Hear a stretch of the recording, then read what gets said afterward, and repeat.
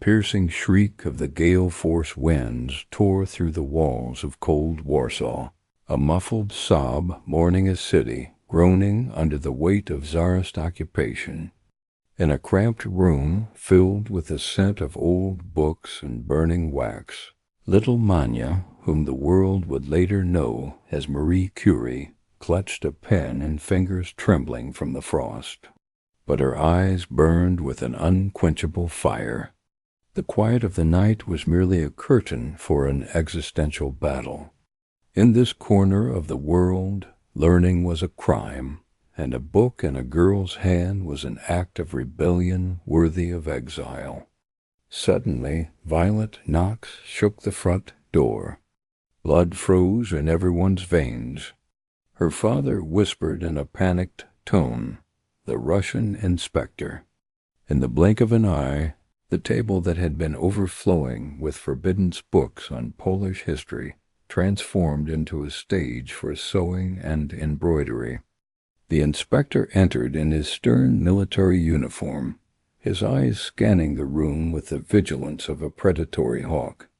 Manya stood with a firmness that defied her young age, answering his questions in fluent, cautious Russian, while her heart hammered like a war drum against her ribs. When the man left, the little girl collapsed in tears, not from fear, but from the outrage of this restraint that sought to suffocate her mind.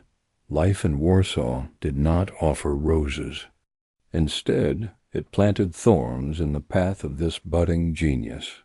She lost her older sister, Zofia, to typhus, and then her mother followed, succumbing to a long battle with tuberculosis, breathing her last in Manya's arms. Death hovered around her, plucking away her most precious treasures, yet it could not touch her will. One day she sat before the cabinet of her father, a physics teacher stripped of his post for his patriotism, and gazed at the glass tubes and delicate scales. In the dim light, the instruments gleamed as if whispering the universe's secrets to her. Manya and her sister Branya forged a blood pact of sacrifice. One would work to fund the other's education in Paris, the city of light where the impossible was unknown. For long years she served as a governess in the homes of the wealthy. Her dignity chipped away daily, hiding mathematics and physics books under her pillow to study in the dead of night after everyone else had slept. She would read until her eyes turned red, solving complex equations while tears of exhaustion stained the pages. During that time, she joined what was known as the Flying University, a clandestine educational organization that held its classes in cellars and abandoned warehouses, moving from one place to another to escape the eyes of the police. It was here, amidst the smell of dampness and the fear of arrest, that Marie Curie the scientist was born. She absorbed knowledge the way thirsty earth soaks up raindrops. Her ambition was not for money or fame. She possessed a mad passion to understand the very essence of matter. One evening, as she watched the heavy snow fall outside her window, she made her fateful decision. She packed her small wooden suitcase, stuffing it with a few ragged clothes and tons of ambition. She bid her father farewell with a long embrace. Both knew this journey was a one-way road. She boarded a fourth-class train, with no seats and no warmth, bound for France. Little did she know that this train was not just carrying her to another city, but launching her toward a glory that would immortalize her name in the annals of eternity, and toward a slow death that would gnaw at her body, born from her love for atoms unseen by the naked eye.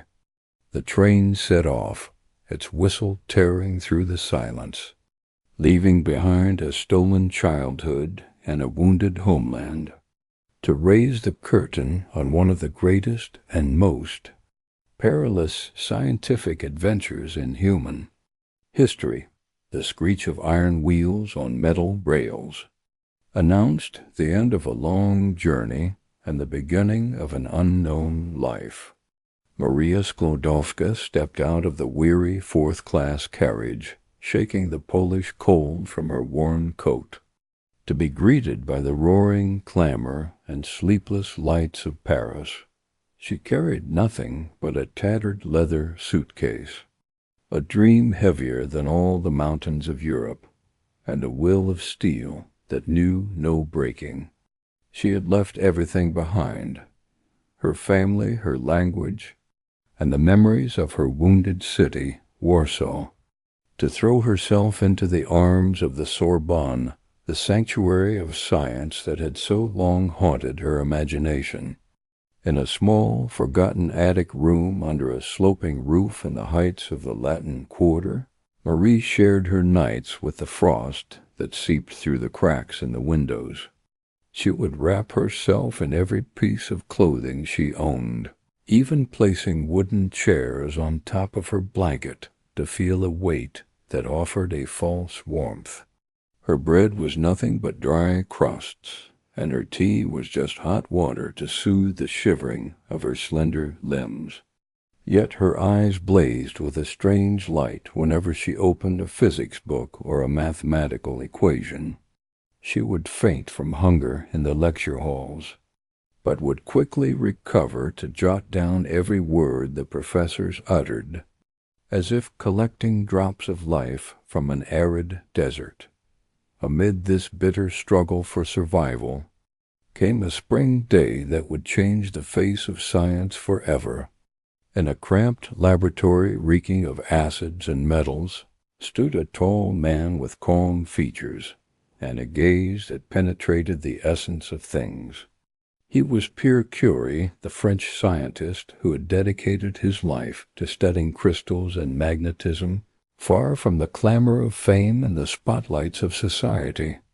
When their eyes met for the first time, there was no lightning or thunder, but a deep silence understood only by the inspired. Pierre saw in Marie not just a brilliant student, but his own reflection. He was stunned by the precision of her observations and the latent power behind her delicate appearance. They began to talk, and their conversation was not about the weather or the streets of Paris, but about the caverns of the atom and the secrets of energy trapped within matter. Their words raced, and their ideas intertwined like threads of light in a glass prism. Pierre felt that this Polish woman was the rare chemical formula that his life had been missing to complete the experiment. The path to marriage was not strewn with roses. Marie was proud of her nationality and dreamed of returning to serve her occupied homeland. But Pierre, with his characteristic gentleness and a scientist's persistence, convinced her that science has no homeland and that his small laboratory was large enough for both their dreams. He wrote her letters overflowing with sincerity, saying, "It would be a beautiful thing, a thing we dare not believe, to pass our lives near each other, hypnotized by our dreams, your patriotic dream, our humanitarian dream, and our scientific dream." On a quiet July day they were married in a ceremony devoid of all ostentation. Marie did not wear a white gown adorned with lace. She chose a simple dark blue dress, knowing she would wear it later in the laboratory among the test tubes. There were no expensive gold rings, no lavish wedding banquet. Instead, they used the money they received as a wedding gift to buy 2 bicycles. The newlyweds set off on their honeymoon, cycling through the roads of the French countryside, breathing in the air of freedom and racing with the wind. Their laughter mingled with the rustling of the trees, and in each of their hearts lay the certainty that something greater was to come. They did not know that this tranquil journey was the calm before the storm, and that this bond, built on Love and physics would lead them to a glory no human had ever reached. But it would also place them in a direct confrontation with hidden forces that would burn their bodies with a killer light. They were now one entity, ready to storm the darkness of matter, unaware that the very element they sought would be both their jailer and their executioner in one. The abandoned wooden shed on Rue Lomond was nothing more than dilapidated walls seeped with the biting damp of a Parisian winter. But in Marie's eyes it was transformed into a sanctuary of scientific devotion. There, between wooden tables, eaten by woodworm, and on an earthen floor that puffed up dust with every step, the first spark was ignited. Pierre stood by her side, silently observing this woman who knew no fatigue as she bent over the electrometer he had invented, measuring the faint electrical charges emitted from uranium samples. Marie wondered, her voice filled with challenge. How can these inert rocks emit so much energy without losing any mass? This very question was the pickaxe with which she demolished the foundations of old physics. She wasn't content with studying pure uranium. Her ambition extended to pitchblende ore, that dark, black mineral brought from the mines of Bohemia. The surprise that struck them speechless was that this ore emitted radiation many times stronger than anything science knew about uranium and thorium. Pierre, there is something else, something unknown hiding inside these rocks, Marie whispered, her eyes widening in astonishment. Pierre abandoned his own research on crystals and joined his wife on the quest for the unknown. The task was not easy. It was a grueling physical struggle. They had to process tons of mineral waste to extract a few grams of the new elements in that shed, lacking even the most basic ventilation. Marie stood for long hours, stirring a huge cauldron filled with boiling chemical liquids. The suffocating smoke enveloped her slender body, and the heat melted into her sweat, but she never stopped. She transferred the residues, filtered them, evaporated them, and recrystallized them with meticulous precision. Every drop of sweat was a price paid to unveil nature's buried secrets. In July of 1898, the first victory was achieved.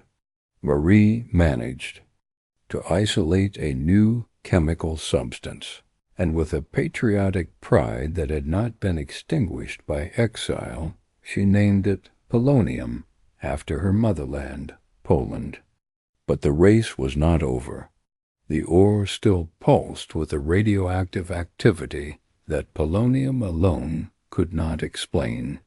The arduous work continued for months under the shed's roof, which dripped water in the winter. Their fingers cracked and their bodies grew frail, but their obsession with the truth was stronger than the pain. In December of the same year, radium was born. This element was the great miracle. Its radioactivity was 1,000,000 times greater than that of uranium. One dark night after a grueling day, the couple returned to their abandoned lab. They entered in silence, lighting no lamps. There, in the pitch-black darkness, they saw a sight that captivated them. The glass vials lined up on the wooden shelves were emitting a ghostly bluish-green light, glowing with a devilishly alluring magic. "Look, Marie, it glows like spirits," Pierre whispered, a mixture of awe and terror in his voice. They sat for hours watching that mesmerizing light, unaware that this visual beauty was nothing but a silent dance of death. The tiny particles erupting from those vials were penetrating the tissues of their bodies, destroying cells and tampering with the blood that flowed in their veins. The joy of discovery was so overwhelming that they paid no attention to the strange burns that began to appear on their hands, nor to the sudden bouts of fatigue that started to sap their strength. Radium had become their cherished child and their eternal prison, all at once. The telegram placed on the dilapidated laboratory table was no ordinary piece of paper. It was a cry that echoed throughout the scientific world. Marie and Pierre Curie had been awarded the 1903 Nobel Prize in Physics. The path had not been easy. The Swedish Academy had initially tried to exclude Marie's name, were it not for a decisive letter from Pierre insisting that the discovery was a joint effort that could not be divided. Marie stood before her small mirror, looking at her hands, where the sores from radium had begun to trace a map of silent pain. Pierre was by his side, his body wasting away day by day, as if the very element they had extracted from the earth was slowly absorbing their lives. Years passed, and fate brought its hammer down on Marie's head. Pierre was gone, killed in a tragic accident, leaving her alone to battle atoms and spiteful souls. She did not break. Instead, she plunged deeper into her laboratory. In 1911, the call came once again from the North. A second Nobel Prize, this time in chemistry. The world was in turmoil, and the Parisian press was tearing her reputation apart with merciless rumors. But Marie was as resilient as radium itself. With steady steps, and despite demands that she not go, she traveled to Stockholm. She entered the grand hall, and a silence fell over the audience. She wore her usual black dress, her graying hair simply swept up. She was not there to defend her honor, but to present to humanity the results of her toil. In a calm, steady voice, she said, "The discovery of radium and polonium was a work of pure science." At that moment, Marie Curie was the only person in history to hold 2 gold medals, but the price was beyond all imagination. The awards gleamed on her chest, while the radium in her coat pocket emitted that faint blue glow that had once lit up her dark nights and was now burning the cells of her body. She no longer saw the prize as an honor, but as an eternal commission to continue until her last breath. When she returned to her lab after the celebrations, she didn't place the medals in gilded frames. She tossed them into a forgotten drawer and went back to her test tubes. Her eyesight was beginning to fail, and a constant ringing filled her ears. But the desire to uncover the secrets of matter was stronger than the instinct for survival. Every radioactive atom she wrested from the dross of minerals brought her 1 step closer to glory, and 10 steps closer to the grave. The sky over Paris in the summer of 1914 transformed into a canopy woven from smoke and fear as the drums of war deafened the world. The fire of the First World War was consuming everything. Instead of retreating behind the shields of her golden Nobel Prizes, she made a decision that shook everyone around her. She took her gold medals, the very symbols of eternal glory, and went to the central bank to donate them to the war effort, refusing to let them remain locked in vaults while soldiers bled on the front lines. But donating the gold was not enough to quell the fire burning in her chest. She saw trucks carrying mangled bodies and heard the heart-wrenching groans of soldiers dying not just from bullets, but from the medical inability to locate the shrapnel embedded in their flesh. Here a bold idea sparked in her mind, an idea that carried both life and death. She realized that the X-ray machines, tucked away in large hospitals far from the front lines, must travel to where the men were falling. With steely determination, Marie began to assemble a fleet of vehicles, filling them with X-ray equipment and power generators. She didn't wait for military orders. She learned to drive the trucks herself, studied engine mechanics, and absorbed the science of anatomy to know how to aim her beam at the fatal bullet.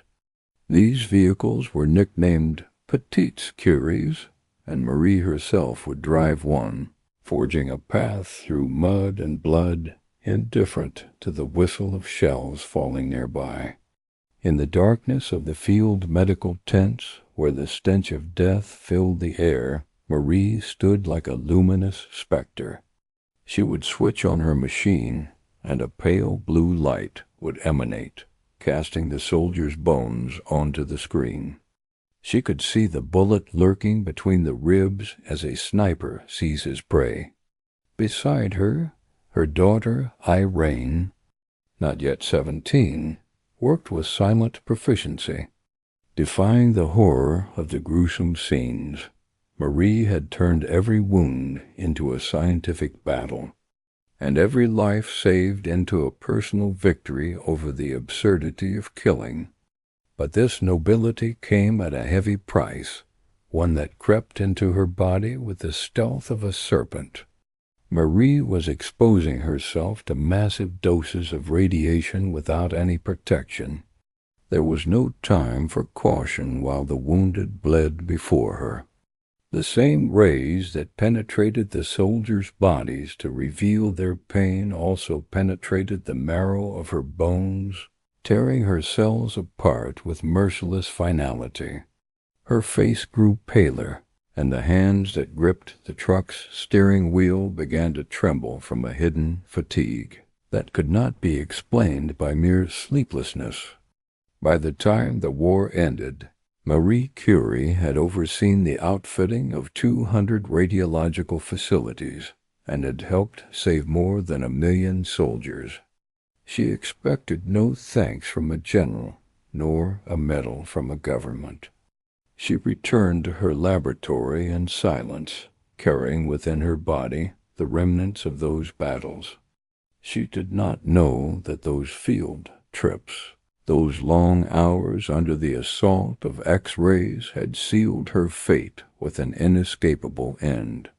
Marie had waged a war against death, but the very weapon she used to resurrect others was the same dagger that plunged into the heart of her own health, beginning a new chapter of pain that would extinguish the flame of her life forever.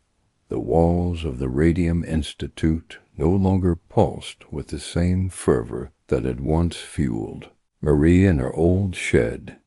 The air had grown heavy, saturated with the scent of ozone and silent death. The years of the Great War had passed, and Marie had taken off her military coat, but she could not shed the exhaustion that now gnawed at her bones like a relentless termite. She stood at the laboratory table, trying to hold a test tube between her fingers, but her hands betrayed her. They trembled slightly, and a few drops of the clear liquid spilled onto the warm wooden surface. Marie looked at her palms. They were a map of chronic burns and peeling skin that would not heal. The delicate fingers that had once touched the essence of matter could no longer feel the cold of glass or the warmth of life.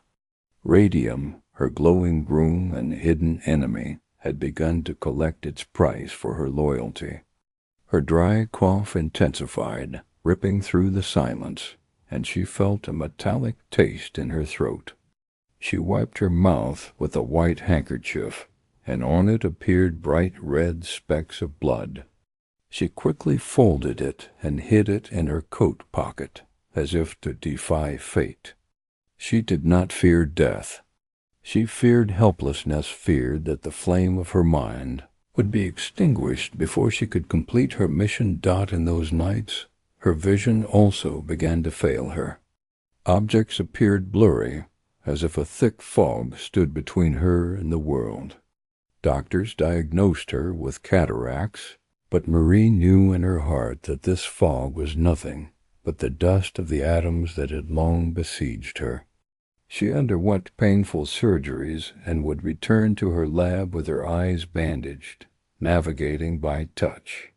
Her daughter Irene entered the laboratory and saw her mother leaning against the bench, her face as pale as marble. The daughter tried to extract a promise of rest, but Marie lifted her head with wounded pride and said in a faltering voice, "Science does not wait, Irene, and the body is but a vessel for the idea." The pain was not just physical. A constant ringing filled her ears, an echo of the microscopic atomic explosions occurring within her blood. Anemia became her constant companion. Doctors stood helpless before this mysterious illness shattering her bone marrow. They did not yet know that aplastic anemia was the terrible price for discovering radium. Despite all this, Marie refused to admit that her scientific love was her killer. She carried samples of radioactive materials in her pockets, oblivious that these rays were planting the seeds of death in every cell. She walked the corridors of the Institute like a haunted specter, her body withering while her spirit burned bright. One cold night, when the fever grew intense, Marie sat writing in her journal. Her handwriting was shaky, the words running together. She felt a coldness seeping into her limbs that the fire in the hearth could not warm. She looked at a photograph of her late husband, Pierre Curie, and whispered words that only the silence heard. "We gave the world light, and it took our lives." This was not a lament of regret, but an acknowledgment of the greatness of the sacrifice. She knew that every tremor in her hand, every cloud in her vision, was a medal pinned to the chest of the truth to which she had dedicated her life. As the days passed, breathing became a battle, and movement a heavy burden. But she remained that woman of steel who would not bend. Even when her weakness forced her to bed, she would ask for her research papers and scrutinize the laboratory results. The illness was not just a physical decline. It was the complete burnout of a candle that refused to be extinguished until it had dispelled the last speck of darkness surrounding the universe's secrets. Radium was flowing in her veins, becoming part of her body's chemistry, as if she herself had finally transformed into the element she discovered, glowing, unique, and deadly. Faint rays of sunlight crept through the windows of the Saint-Chelmas Sanatorium, nestled high in the French Alps, but the warmth of July was not enough to melt the frost that had settled deep within Marie Curie's body. She lay there, as thin as a shadow, her skin as pale as ancient parchment. Her illness was not tuberculosis, but something far more lethal. Her body was disintegrating from the inside, a victim of the very elements that had brought her glory. Her bone marrow had completely ceased producing blood cells, not from old age, but from the relentless bombardment of alpha and beta particles. Marie tried to lift her head, whispering to her daughter Eve, "Did you bring the thermometer?" Her scientific mind was at work even in her final moments. She never once admitted that radium was her enemy, continuing to regard it as her cherished child, even as it devoured her cells. As dawn approached on the 4th of July, 1934, an unbearable weight settled on her chest. The light faded from her eyes. The woman who had shaken the foundations of physics was gone, but her body did not depart peacefully. Officials realized that her very corpse had become a source of radiation. Her body was placed in a coffin lined with a thick layer of lead to shield the world from her radioactive remains. The story did not end at the grave. To this day, her notebooks, her books, her laboratory records, and even her cookbooks are stored in lead-lined boxes at the National Library in Paris. Anyone wishing to view them must wear protective gear and sign a liability waiver, for the radiation that killed their owner will remain active for more than 1,500 years. Marie Curie's end was the embodiment of scientific devotion in its most sublime and dangerous form. She did not seek wealth, nor did she flee from danger. She walked toward the truth with unwavering steps, even when the price was the burning of her own life by the cold fires she had discovered. She left this world, but the echo of her words still resonates through the corridors of time. Nothing in life is to be feared. It is only to be understood, and with that fatal understanding, she inscribed the final chapter of her life in letters of unquenchable radioactive light. The silence that fell over her laboratory after her departure was no ordinary silence. It was a muffled roar, its waves emanating from the walls, the tables, and even the pages of the notebooks she left behind. Marie was gone in body, but the luminous beast she had tamed with her bare hands remained alive, breathing in every corner. The story didn't end with her burial in a lead-lined box.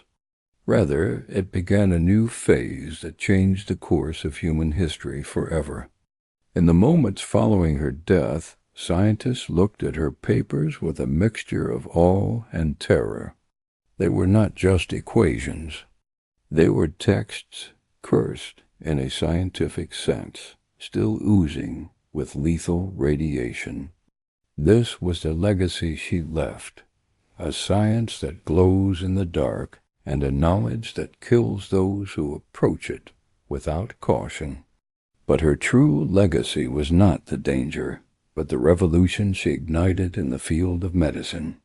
At a time when cancer was an unconquerable phantom, Marie gave the world an invisible scalpel. Doctors soon realized that the same rays that had destroyed Marie's cells could be precisely targeted to destroy malignant tumors.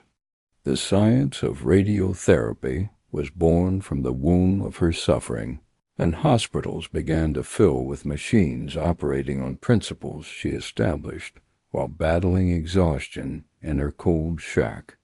Her impact extended beyond laboratories to reshape our understanding of the universe. Before Marie Curie, the world believed the atom was a solid, stable, unchanging entity. She came to tell everyone, matter transforms, and atoms can disintegrate to release immense energy. This idea was the first spark of the nuclear physics age. Without her, we would not know how to harness power from the atom, nor would we understand the age of the earth or the workings of the stars in the heavens. With every Nobel Prize that followed her era, her spirit was present. She broke a glass ceiling for women in science, not with speeches, but with pure, undeniable achievement. When her remains were moved in a solemn procession to the Pantheon, the final resting place of France's greatest figures, it was not a celebration of a woman who had died, but of an idea that could not. People watched the coffin with a mixture of reverence and awe, knowing that what lay inside was not a dormant body, but a source of energy that would continue to pulse for thousands of years. At the Sorbonne, her office is preserved as it was, a place that reminds humanity of the staggering price this woman paid. Every medical device that saves a patient's life today, every reactor that lights up a city, And every space probe powered by radioisotopes is an echo of those long nights Marie spent stirring a boiling pot of radium.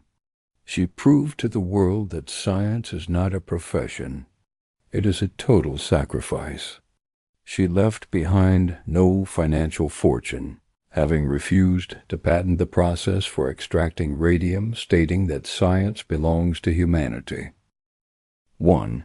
In doing so, she became knowledge's first martyr. Her legacy was not written in ink, but in glowing atoms that pierce through time and space, telling future generations that true light comes from the heart of suffering, and that the discovery that ended her life was the very one that gave humanity a new one. As the last flicker of light left her eyes, Marie Curie lit lamps that will never go out in every laboratory and hospital around the world. She was no longer just a physicist. She became a symbol of the strength that defies circumstance and the will that does not break, even in the face of certain death. Thus Marie remained, immortal in her light, majestic in her silence, and impactful in every breath taken by a patient who was healed by her sacred poison.